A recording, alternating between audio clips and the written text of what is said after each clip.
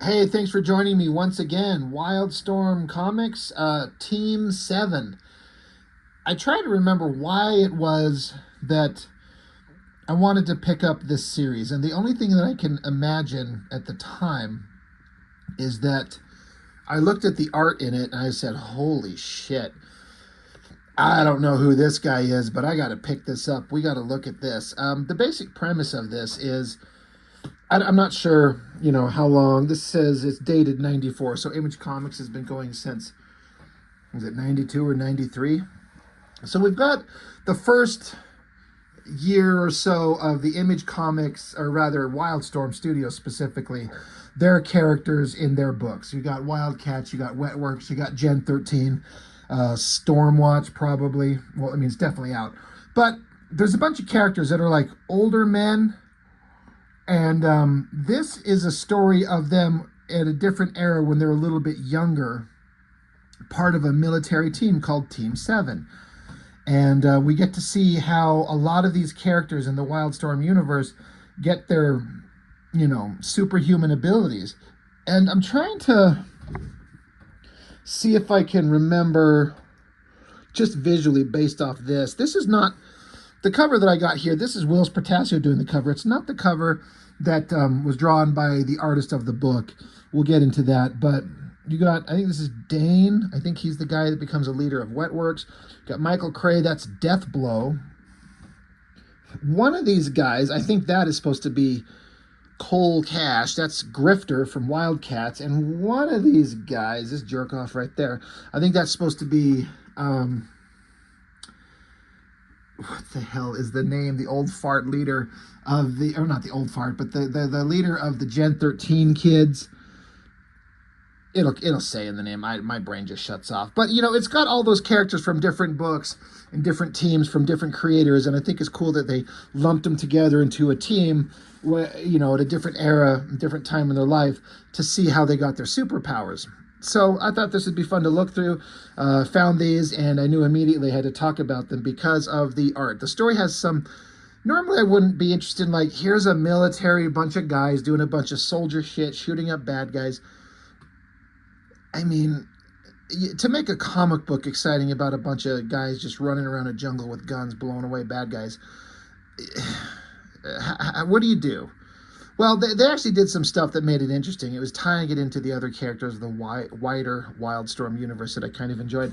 I do have a question for anybody out there who can answer this for me. And this has been something in my brain for years. I do not understand. All these covers are awesome. I mean, the Protasio one is fine, and it's certainly good. I like the one that the artist did. It's like Michael Cray, big and front and center, like shooting people. Issue 2, you got the characters locked down in a medical bed. Bad guy, Lynch, right? That's his name. Anyway, what I wanted to get at, this cover to issue 4. What the fuck am I looking at with this? I do not understand. I remember staring at this every time I get these books out. I'm like, I do not understand. Like, I get, it's a very kind of Frank Miller vibe, except they kept the holding lines in it where Frank Miller would leave them out. And I think this looks great. The muscular anatomy on this is great. The inking is awesome. The hand holding this gun. But what is this face? That's a face, right? What is with the weird cartoony square jaw? This is his mouth, right? The two, I don't understand what I'm looking at. I feel like it's like a Rorschach ink blot or something like that. I'm like, what do you see? I don't get it. It doesn't match anything else that's going on. It is so fucking strange. Am I not seeing it? Like, this is supposed to be a face, right? Eyes, no nose, and then this, a mouth, and then a blocky chin. Like, somebody explain to me. It's so weird. It's driven me nuts since I was fucking 17 years old when these things came out. Here I am, 47, still looking at it going, what do I not understand? It's too weird. It doesn't match anything else. So maybe one of you can point out something that's super obvious, and I'll go, oh, well, I'm stupid. Thanks for pointing that out. Now I know. But artistically, I can't remember where I ever first saw Aron Wiesenfeld. I honestly think this might be it. I mean, I assume he must have had some other work for Wildstorm before just jumping on to a big book like this. I believe, somebody please correct me, did he not do work for Continuity Studios? I believe Aron Wiesenfeld and Richard Bennett, guy who drew this amazing book with all this insane detail. Aron Wiesenfeld gives him a run for his money in terms of the amount of detail that he'll put into a page. I'm going to say that Richard Bennett, he's a little bit more detailed, and part of it, I think I'd have to, a reason for that is, as far as I can tell, Richard Bennett does all the pencils and inks on his own. This work, Aron Wiesenfeld is just doing pencils, and you got inks by Trevor Scott, and then I think the subsequent issues have different inkers, including Scott Williams. So he's just doing pencils. So if he inked his own work, it might look different, but good Lord, the amount of detail, like this is just a start. And so I kind of look at this book as Aron Wiesenfeld's kind of like his opportunity to show what he can do. And again, hyper detail, lines everywhere, not skimping on backgrounds anywhere. Whereas, Richard Bennett did the same thing, like in this comic or in his own series Brass, where they just like, this is my opportunity to do the most amazing work that I can do. But Aron Wiesenfeld, at first, I remember, because a lot of these artists that come up with these studios, I talk about this all the time. You get like over at Top Cow, you get Sylvester, who's the guy that you're there to see. And then he hires on a bunch of artists, and a couple of them kind of rise to the occasion and are these amazing guys. And then there's always like the secondary guys who are just starting out, and they're not as good. You're not as excited to see what they can do. They had that over Extreme Studios with Liefeld. You got this going on here with Jim Lee's studio with Wildstorm. At first, I kind of thought this Wiesenfeld guy was just another Ryan Benjamin or Brett Booth. And I mean, those are all amazing artists, but at the time in their earlier works, I was not blown away in the way that I was when it was Jim Lee drawing. But as you go through this book, I remember just looking at this going, this guy's got something else going on. Like, we're all doing the same kind of Image comics, like angry, screamy faces, heavily shadowed, lots of teeth, jumping out of a helicopter. I mean, this is how every Rob Liefeld book starts out. You got a team of superhumans jumping out of some vehicle into a fight. We've seen this a million times. So at first I'm like, all right. And then Deathblow, his comic had been going on it for at least a little bit, and Deathblow started out interesting because Jim Lee was drawing it, but then it very quickly became, I do not give a shit about this soldier, but he finds out he's got cancer and he's dying, so he's trying to make amends in, the Deathblow book. I don't remember how it turns out, but just look at the amount of effort goes into these pages, and it's not just all these figures, it's all the gear on them, the belts, the straps, the pockets, the guns, all these figures, and then the backgrounds that go on forever. Like, let me bring it up close. You can see the amount of effort that he puts into this.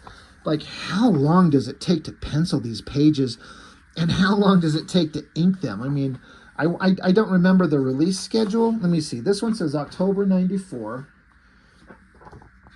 Book 2 says November 94.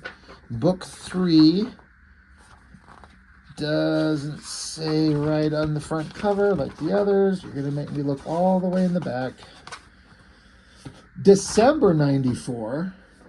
And this final issue with that weird ass. Let's see.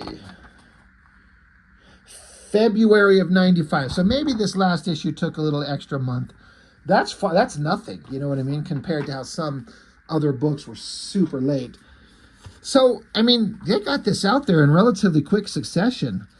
So the story is, here's all these soldiers showing up, shooting a bunch of bad guys. Bunch of violence, bunch of shooting, bunch of explosions. Good God, look at this, like, scaffolding background. I was saying this about Richard Bennett's work in this this Gen 13 book. I'm trying to remember where it was I mean, there's probably a million places, but I was talking about how Richard Bennett doesn't make things easy for himself. He complicates these things in a way that you don't have to, but it just shows the level of craft that they're interested in doing. Like, did he have to draw the inside of this cockpit that detailed? No, but he does. Same thing with Aron Wiesenfeld here. Like these scaffolding backgrounds, like it goes on forever. Heavily shadowed. I feel like there's another thing that happens with the artist where you start out with all this energy and this excitement to go, and you're putting in all this work. But as the books progress, they get a little bit more simplistic because you're just running out of time. You've spent so much effort doing all this other stuff. You get tired, you get burned out, and you can't put in this level of work on every panel, on every page. But that being said, he maintains it to like 95% of the as good as he's always done. He usually occasionally gets some like distorted looking faces. You can see kind of that goofy kind of chin shot. There's some things like that that crop up, but then look at the shadow lighting on that thing. Inks by Trevor Scott. I want to make sure I don't miss that. Trevor Scott. I know the name. I know he's inked for these books before. His inks look really good to me. I mean, there's a lot of ink effort you have to put into these pages, and they look pretty fantastic. Look at this shot, this elevated shot with all these like rafters in this perspective, and they go all the way into the background. Like there's all this distance back there when you've got these little figures down here is what we're looking at. Like, man, that's a lot of complicated drawing. I do have to point out this panel 4 here. I feel like he just surrendered or something on that drawing. He just fucking gave up. It's so not on the same level as everything else. Is that an arm lifted up coming right next to his head?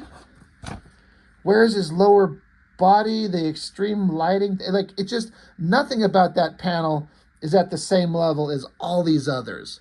So it's just kind of funny that there's this one random ass, like, that one didn't work. Another great overhead shot with those rafters shot, this structural stuff going on up here.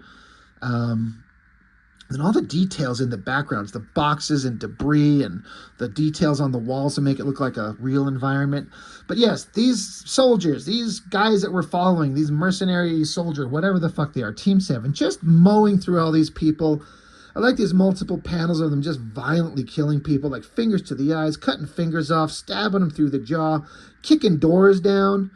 And then they're there to get some hostages, and it's Cole Cash and Michael Cray. So basically Grifter and Deathblow blowing away the hostages. Boom. And Lynch gets pissed off. Like, you fucking animals. Like, we're here to rescue the hostages. What are you doing? So Michael Cray gets really pissed, shoves him to the ground, puts a knife up to him, and tells him to get the hell out of his face. And Michael Cray, Deathblow, saying, look, if you'd be paying attention, buddy, you'd know the same way that I know and that old Cole Cash over there knows that those were just dummies. Those were not actual civilians. They knew they didn't kill anybody, so chill out. So Deathblow's kind of an unhinged, kind of violent monster. That's a great shot right there with that crazy lighting. More great backgrounds and all these details. Look at this shot going down these stairs. That is such a pain in the ass to draw. All these different planes, straight here, and then down, and then straight, down, straight, down, straight, down, repeat, railing, figures, background. Good Lord. But now our heroes are trying to get away. Planes come in, do some carpet bombing. Look at the detail on this, like, city that they're bombing. That is pretty wild. More heavily detailed background shots with this helicopter.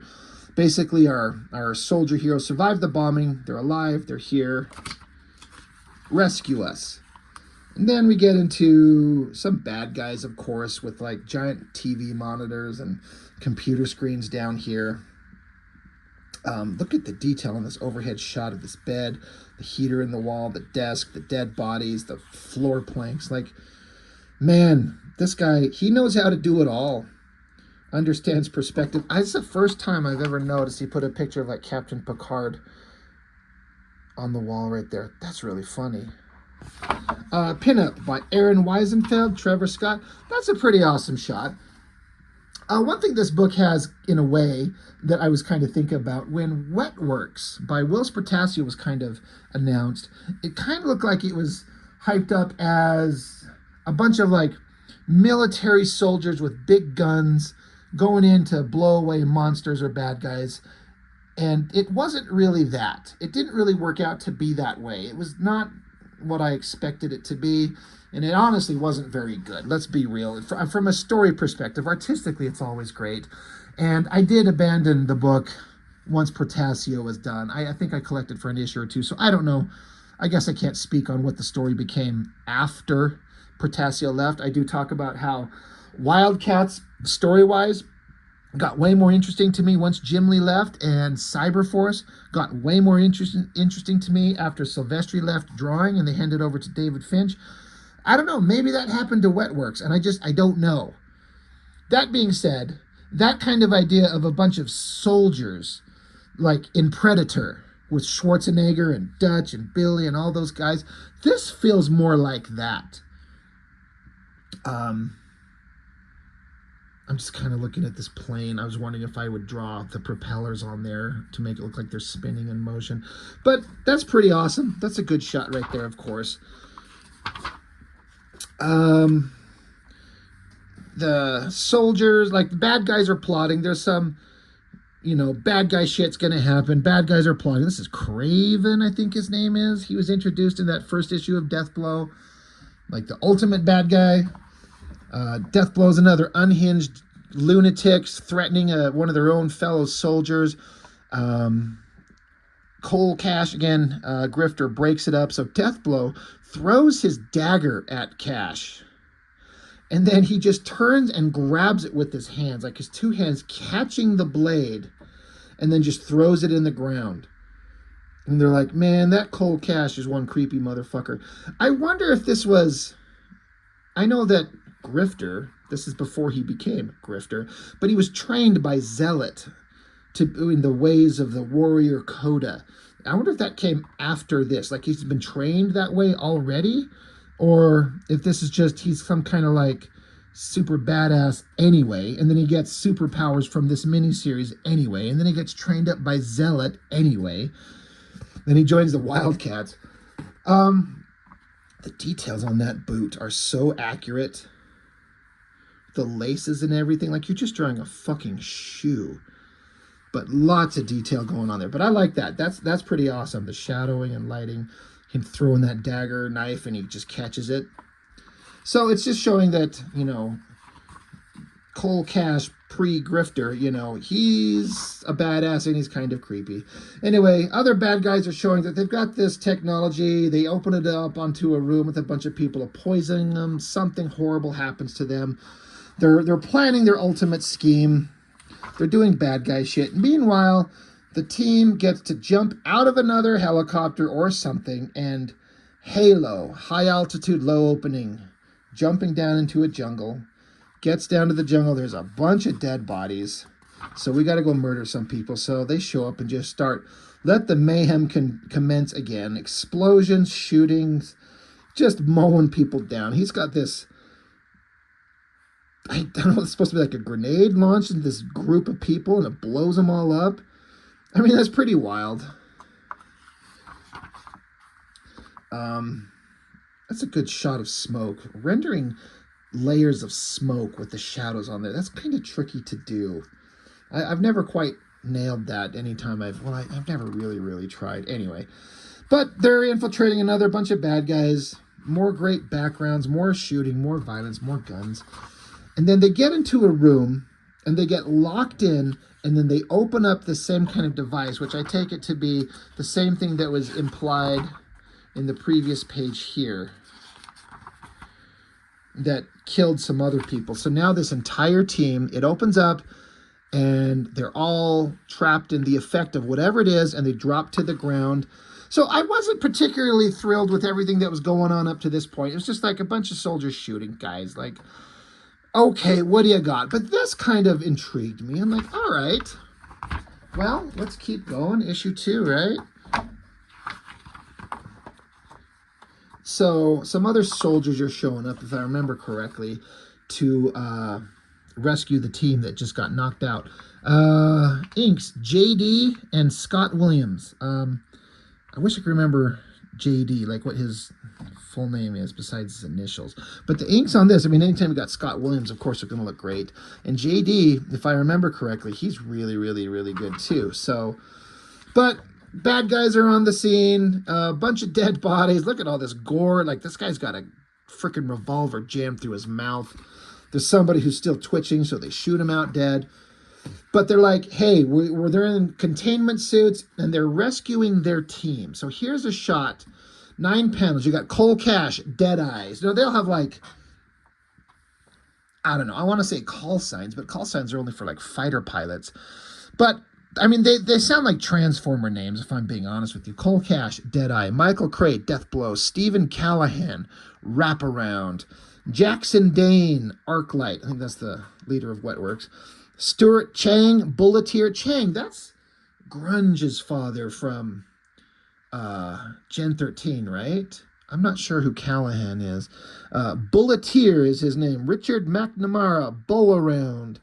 I don't know who that is. Mark Slayton, Backlash. I forgot. Backlash was in this thing too. Alexander Fairchild, Slaphammer. So Fairchild, Caitlin Fairchild from Gen 13's dad.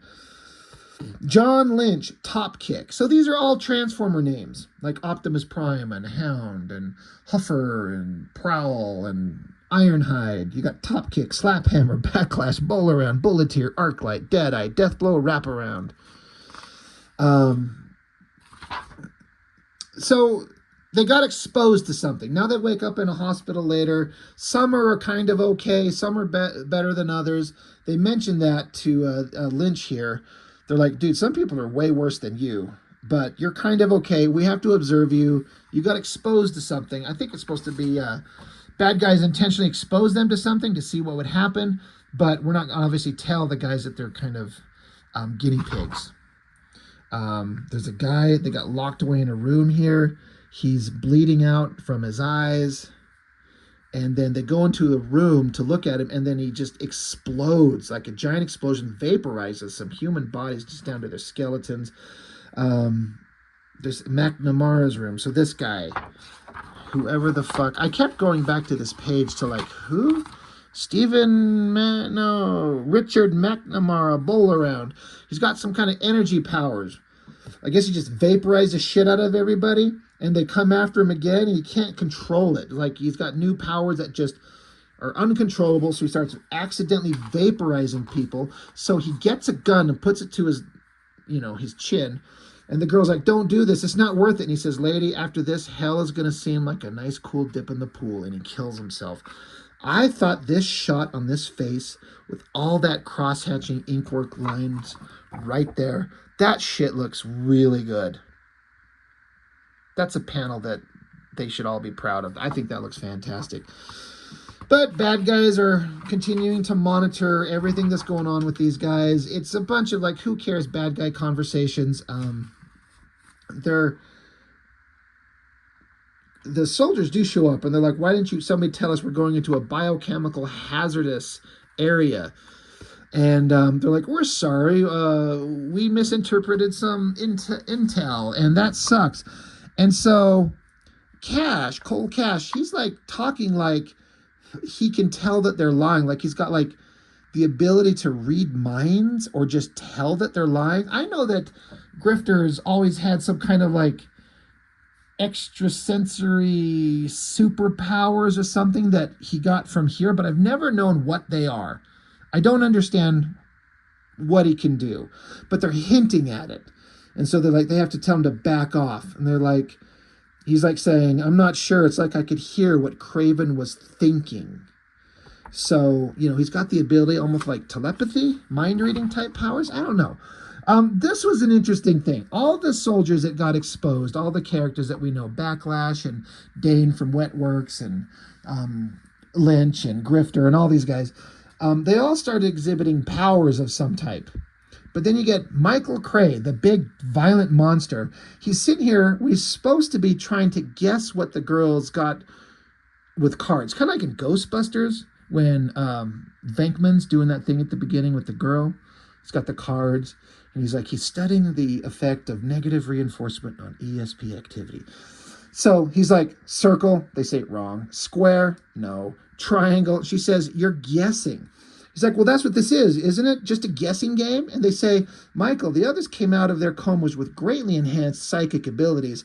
You're the only one not displaying anything out of the ordinary. So I thought this was interesting.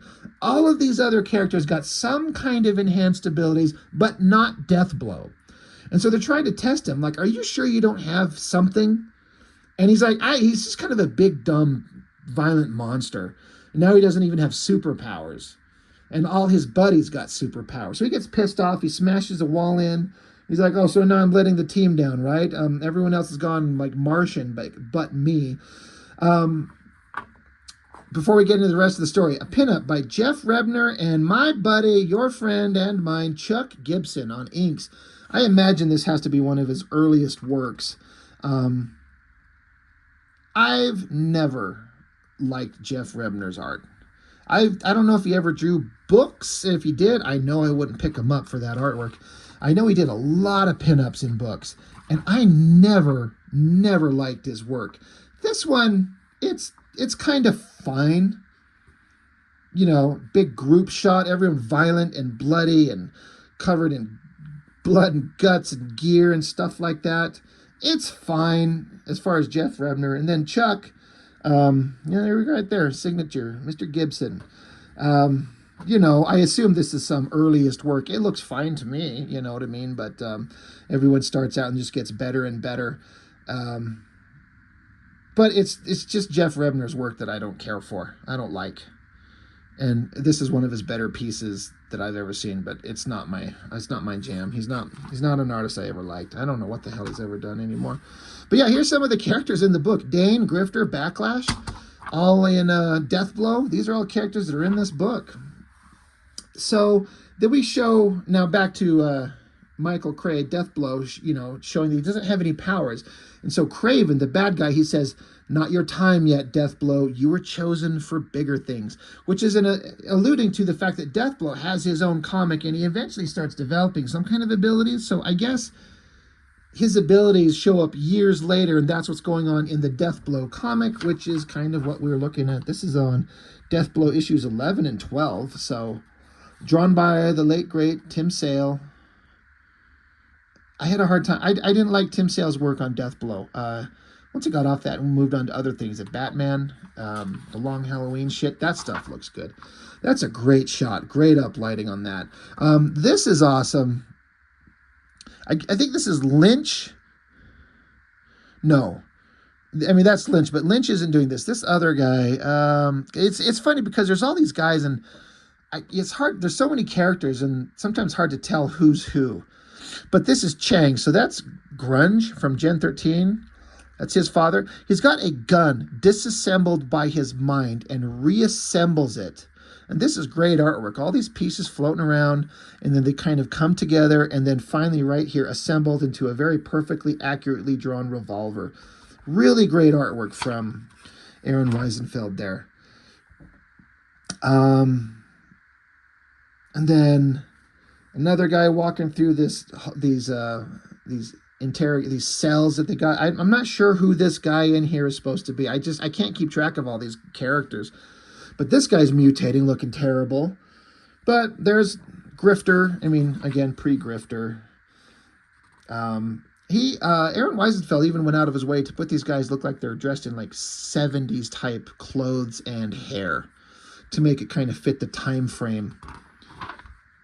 But they're back out fighting again. They get sent back out. I guess they go through some time. They figure that they're able to be put back out into the field. Big, awesome double page spread. There's a lot less hyper rendering and detail in this drawing for sure. It looks good, but I mean, it's very impactful. All the, there's a lot of detail in all the gear and stuff like that. But he did do all this hyper kind of cross-hatching rendering all over it. So it stands out as a little different. But they're just blowing things away. Like these giant guns. Rob Liefeld would be so proud. He should be jealous that he could draw anything this detailed and this awesome. But they're just blowing everyone away. Lots of explosions. More like these giant guns that they would never be able to hold out that far. Good shot of this building that they're going to infiltrate here. It's like more, it feels like another like Schwarzenegger type movie. Probably like Colombian drug lords or some shit. That side shot, the blood squirting everywhere, the inking going on there, that looks really awesome. Another one of the team, Johnson. Which one is Johnson, it says? I gotta go back to that page. What's funny is none of these guys are named Johnson. So it's a different guy that's not part of the main team. Again, so there's like, I kept going back like, Jesus Christ, who are all these guys? Whoever Johnson is, it says, Johnson goes native. He takes on the stronghold with a handgun. So it's just another guy that's not part of the main focus group that's got superpowers. He gets up here and he's doing something really violent in this room we can't see. And you can see he's got the ability to mentally control this guy, to basically execute his own people. So he's got this bad man with a gun to his head. And this guy is supposed to be one of the heroes of the team. He makes this guy shoot himself. So, seeing that, Grifter, Mr. Cole Cash, he unloads his gun on this guy. Because he can see, like, you're part of our team, but these super abilities of yours are getting away from you. You're out of control. This is not what we're supposed to do. So I like that Grifter just executes the shit out of him. And Lynch is like, you'll hang for that. And then so Grifter says, you wanted to take that thing back, Lynch? He says, that was Johnson, for Christ's sakes. And Grifter, he says, Craven wanted super soldiers. He should have expected a few monsters. That wasn't Johnson anymore, and we're not heroes anymore.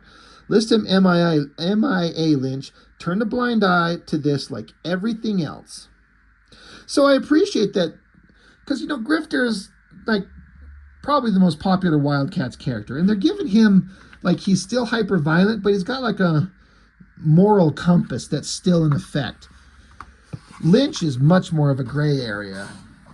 So, that's issue 2.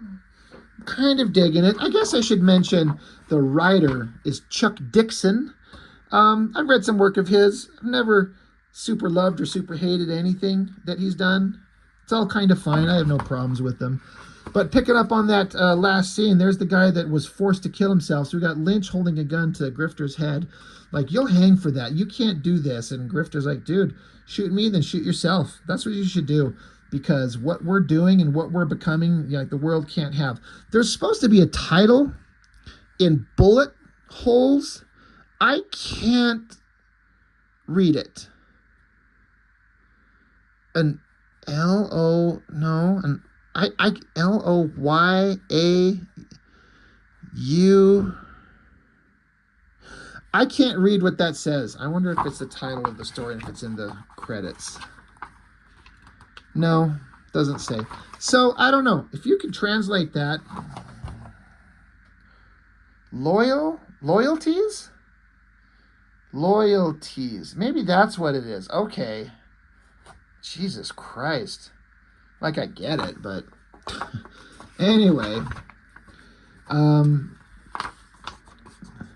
I feel like, again, Wiesenfeld's lightening up on some of the backgrounds because you got to get through some pages. You can't put that level of work and maintain a monthly schedule.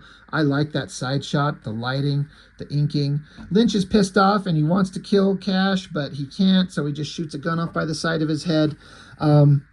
That's another really well-drawn face. I love the lighting on that. That looks awesome. Helicopters come down. Lynch is kind of separated from everybody because he's trying to figure out what's happening to the team. While they're flying over, Jackson Dane, the leader of, will eventually be the Wetworks leader, I'm pretty sure that's him. He's manifesting his ability, so he can just look down at these enemy soldiers on the ground underneath him. He's like, look, if I just focus, and boom, shit explodes. And they're like, holy crap, this is so awesome. I just wish their bullets back into their guns. I pictured it in my mind and it happened. Whatever it is, this is wild. So again, I really like these faces that Aron Wiesenfeld is drawing. The heavy shadows, great inks. Who's inking these? Oh God, I forgot. They didn't put the credits in the front. JD and Scott Williams. Great shot there. But all these soldiers, they're like, holy shit, we got these abilities. They're back there high-fiving each other. Lynch is not super sure. And Cray, Deathblow, he's sitting over here, kind of isolated, no words, no text, no nothing, implying that he's feeling like left out, less than. So that's an interesting little character arc. I was like, oh, well, that good character work right there. So that's awesome, Chuck Dixon. Dig it. Helicopter flies off. And then it's just more of, the powers are manifesting. They're trying to probe Grifter's mind. He's telling him to get out. So there's kind of a back and forth. This is interesting. Paintings on the wall. That previous comic had Captain Picard on the wall. Here you got Hellboy and Elektra. So that's fun. But the bad guys are going to do the final test on this team. Great shot of this, burned out car. All the details on that are really awesome. Very detailed bar. There's a scene here where Fairchild, the father to Caitlin Fairchild, he's got these abilities. He tries to hit on this girl, and the girl tells him to go fuck off. So he just engages his mental abilities and forces her to come to him and submit to him. He's like, let's kiss. And Grifter sends him flying across the room. He's like, we don't do that shit. So again, Grifter's got kind of the moral compass. He's kind of the kid of the group. He's the younger guy of the group. And so this is making me like Grifter a little bit more. We're getting some characterization. He's a soldier. He'll kill you. He's, violent, but he's not letting his powers and his abilities corrupt his moral sense of right and wrong, where a lot of these other guys are. So I like that about him. So they got to have some conflict and fighting. There's more shit with bad guys, more bad guy stuff, more who cares. There's some conversation between this girl and Deathblow. Who cares? Aron Wiesenfeld, Alex Garner pinup of Cole Cash before he becomes Grifter. A lot of cool detail. It's cool, but, whatever. But again, the team gets sent out. Military jeeps driving into a place out in the middle of a desert. They're there to dig up something. They're looking for something. And as compared to the earlier pages, these are getting a lot more simplistic. They're turning into, it's funny. I just got done reviewing the J. Lee issues of Spider-Man. And I talk about the use of silhouettes to speed through an issue when you're running out of time. That's kind of what's going on here. And I don't hold it against him. And I was talking earlier in this video how Wiesenfeld and Richard Bennett, it's almost like this is them doing the best work that they could do. Like when Bennett was doing Brass. And although I understand that Brass comic series took a long time to produce because the level of work in it was just exquisite. Every page. Aron Wiesenfeld, so it took Bennett a long time to make Brass finished, to get it finished. Wiesenfeld got these out on a more consistent monthly basis, so he can't put in that level because he just don't have the time, I'm guessing, because this is not at the same level it was when it started. But I don't mind it. It reads pretty well. The backgrounds are all there. The shadows are great. I get it. You have to kind of speed through it. And then occasionally you're going to have to come across a page where they're going to, he's going to put in all kinds of effort on his double-page spread of all these people. Basically, the team gets sent in to stop some kind of horrible situation, and they find out that this is not what this is supposed to be. These are a bunch of peaceful. This is not what we were told it is. This is a setup. So they get in a fight with each other, Lynch and Cole Cash, and which, they've been fighting each other for the entire series, but now they're like using their mental ability to shove like big metal poles at each other that should kill each other. And Lynch just opens up with his abilities and brings the building down. Like this shot, I love how Wiesenfeld made him like a small figure here and then uses the entire canvas of this art to have this rumbling effect blow up on the ground. It really like conveys the ground shaking, like an earthquake created by this guy's mind. And then the building that they're in just explodes. Boom. Pretty simplistic silhouette shot of a boat on the water, but it works. And then I want to make sure I had that right. Yeah, that's Lynch, that's Cash. Basically, out there on the boat, the whole premise is that they sent this team in with all these powers that are kind of uncontrollable, and they're not necessarily either getting too powerful and they're not falling in line with the government team. So they sent them to this place where the superiors in the military can kill them all in a single shot. So that's why they're sent out, and it was a setup, which is what was going on here. So back on the boat, you still got Deathblow. He's with the team, and he hears what they're saying. They're like, basically they're saying, you know what? Shoot a weapon at all of them and kill them all. And Deathblow, he's like, what's all that crap? Sounds like me, you're hanging Team 7 out to dry. And so the guy in charge says, arrest Deathblow, lock him up. That shot, that shadow lighting and the inking on that, I always thought looked fantastic. So Deathblow's like, you fuckers are going to kill my teammates. And they're like, yeah, we are. Arrest him. And then they launch a missile. And then I think it's supposed to be Kraven. He almost looks like Wolverine. But that face, that lighting, that upshot of the inking and the colors, that's a great shot. That's a great drawing. But they shoot the weapon and they say, it's just a low-yield nuke. If Team 7 can't walk away from this one, they were no good to me anyway. So they're shooting a nuclear weapon at the team. And so I guess, they're trying to see if they can survive this. If they don't survive, whatever. If they do survive, then maybe we can still control them. Anyway, book 4. What the fuck is that face? I don't get it. So these opening pages, if I understand correctly, I think I was watching inker Richard Friend's YouTube channel, and somebody can correct me if I've got this wrong, but I'm pretty sure I was watching him, and I think he said he owns like all these are splash pages, okay? And Aron Wiesenfeld drew these backgrounds, but it's multiple splash pages. He's not going to draw this elaborate background over and over and over.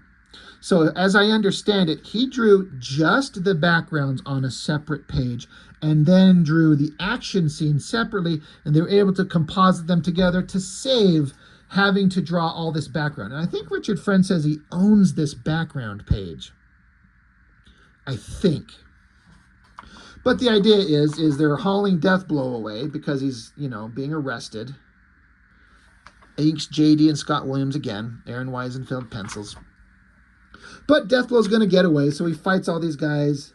So it's a big, 4 splash page kind of fight. But yeah, Aron Wiesenfeld's not going to draw this background 4 or 5 times. He's going to do it once, and that's a smart way to do it. Kick to the face, grabs a shotgun, tears apart technology. Deathblow is pissed off. He's on a mission to help out his team. That's good, angry, uplighting face there. But now the team is just kind of sitting here after fighting each other, and the people that were in this temple, they're taking off. So they're just sitting here. They're basically like, we understand that something's not right, but then they get a call from Deathblow. And I always thought this was really clever. Deathblow took a shotgun and took a bunch of wires and wrapped the wires around his hand, onto the gun, and around the captain's head. So he is strapped to that gun with the barrel right at the back of his neck. Like, you guys, anyone tries to take me out, he pulls the trigger. There's no getting away from this. That's really dark and really clever to just have that shit wired to him so he can't get away. But Deathblow tells them that a low-yield nuke is coming what do we do? Like, well, we stay here and fry. He's like, well, looks like that. You know, what can we do? We can't get away. Here's a couple of panels showing that nuclear weapon rocketing towards them. So Grifter says, everyone shut up. Okay, it's a tough spot, but we're tough guys. We can hack this as long as we combine our strengths, but it's going to take all of us. So they wake up Lynch, who was knocked out, and they're like, look, we need you. You have to join us. We're all about to die. Craven has sent a nuclear weapon at us. We all got to work together as a team to escape this. This is another awesome and kind of weird way of shadowing this face with those heavy dark shadows and these lines. It looks really good, but it's really strange. I like it. But they got to combine their efforts. So, you know, Deathblow's here. He's telling everyone to stay back, and they're going to watch and see what happens. I always like that little shot right there of Deathblow's head and his gun. But basically the team, they get in a circle, they join hands. They're like, this is corny. They're like, this is our only chance. This is the only way we make it out is if we do it as like one unit. And so, you know, Cole Cash is saying, bring up the power, concentrate it, start building a shield. I like that lower angle shot with the lighting on it. So like we got to get together and just start focusing and build a protective barrier around us. The weapon comes along. They're like, focus, bring down a shield over us, all around all of us. Keep your mind on the shield and then impact. And that's a pretty good shot of a nuclear explosion. I don't know if I like the thick cross-hatching lines up here to convey the transition from dark to light. I mean, I like all these heavy shadows in the mushroom cloud down here and like the lightning kind of cascading off it. I don't know. The coloring works really well, but I feel like that could kind of be a little different. What the hell do I know? But nuclear bomb hit. Deathblow saw impact, explosion. He's got some tears in his eyes. So he's pissed off. He might start executing people. Before we get to that, pinup by Aron Wiesenfeld. Him just doing his own thing. Look at that. That is pretty badass. Just heavy silhouette and then these screen tones thrown on here. These dot patterns to give it like that mid-tone gray. That looks really neat. That's pretty awesome. I wonder if it's what the original size of the artwork is, because, you know, these are normally 211 by 17 boards. Do you make it that big, or if it's a smaller drawing they blew up to spread across this? I don't know. That's pretty badass. But bad guys, whatever. Bad guy stuff. We're to the part that we're interested in. The nuclear explosion. There's fire everywhere, and there's just this floating sphere. I like how they included the little chunk of the earth. They created a bubble around them, and they're just hunkered over, crouching, focusing, hold out the pain, hold out the heat, just, you know, survive this explosion. After hours later, the military shows up with all kinds of tanks and helicopters, and they look and they see walking out of the impact zone. I love this shot, these silhouette shots of them coming out of that hot area, like they survived. So that's really interesting to show that their powers worked. You can't kill them with a nuclear weapon. Like, who are these men going to become? So I was like, all right, now suddenly I'm interested. Like, you got my interest as to this entire series. It's not just a bunch of soldiers shooting things, but it's like the history of all these characters that we're reading about in Stormwatch and Wildcats and Wetworks and Gen 13 and all that. So Deathblow, he's kind of excited. His buddies are alive. He's like, you know what? My team's alive. I surrender. He gives himself up. He's like, all right, my buddies are alive. I'm not worried about it. So the team just kind of gathers themselves and has to decide what they're going to do. What is their next step going to be? They end up taking off. They leave. You know, they're not going to let themselves get captured by the military. Deathblow is, and they show that he got the shit beat out of him by the soldiers on the boat because he, you know, took their captain hostage. So they beat the shit out of him, and this is setting up how Deathblow is left under the control. He's like, is this Craven? Whoever the main bad guy is in Deathblow. This is setting up how he's kind of forced to work for this bad guy. And then it just cuts to months later. The team is out here. They got away. No one knows where they are. and we have these abilities. What are we going to do with ourselves now? The future is ours to do what we want to do. What are we going to do? And then that's the end of Team 7 Series 1. I know there was at least a second Team 7 series. I don't know how long that went. I never read that one. I don't know what goes on in it. So anyway, long yapping on and on about the series here. I didn't expect to like it as much as I did. I was kind of interested in kind of the backstory of these guys a little bit. It's pretty well done. Aron Wiesenfeld is pretty amazing. My favorite work that he's ever done, I've already reviewed it like a year ago, is the Deathblow Wolverine 2-issue series. And Wiesenfeld changed up everything about the way he draws. He's still hyper detailed, but this heavily shadowed, heavily muscular kind of quote-unquote image comic rendering style, he abandoned for a clear line, open kind of clearer rendering style, but he does not skimp on the details anywhere. It's more of a kind of like a Jeff Darrow kind of look in a way. It's amazing. That Deathblow Wolverine, the story's kind of simplistic, but we were just there to see what Wiesenfeld could do. I remember reading this, liked him, but then when that thing came out, I'm like, this is the same guy? He completely changed who he is. And as I understand it, this Aron Wiesenfeld, he's given up comic art. He's like a fine artist, like painter, like oils on canvas, doing really kind of weird, evocative, kind of creepy imagery from what I saw on a Google search. So what an interesting career for the guy. Learn how to draw comics, hyper detailed, great pencils. I think he inked himself, on that Deathblow Wolverine. I can't remember. But then he gives all that up. He's not interested in comics anymore, and he's out doing fine art stuff, painting and stuff like that. Really interesting artist. Just kind of a shame we never get to see comic art from him anymore. Another one of these guys that's out there and still exists and does really good work, but he's kind of given up comics and he's not interested in doing it anymore. And I respect it. I get it. But, maybe he's like, that time in my life is done. I've got nothing more to say with it. I've got no interest. I'm doing what interests me now. But, I'd like to see him draw something again. But probably never happen. But Team 7, it's fun. Not the greatest thing ever, but it's certainly not the worst thing. A lot of effort went into this. Chuck Dixon wrote a pretty good story. Aron Wiesenfeld put everything he could into this, got it out on a pretty much monthly basis, and considering the level of work he does, that's saying a lot. So I dug it. So I guess that's all I've got for now. So thank you for watching. As always, I appreciate it, and I will see you next time.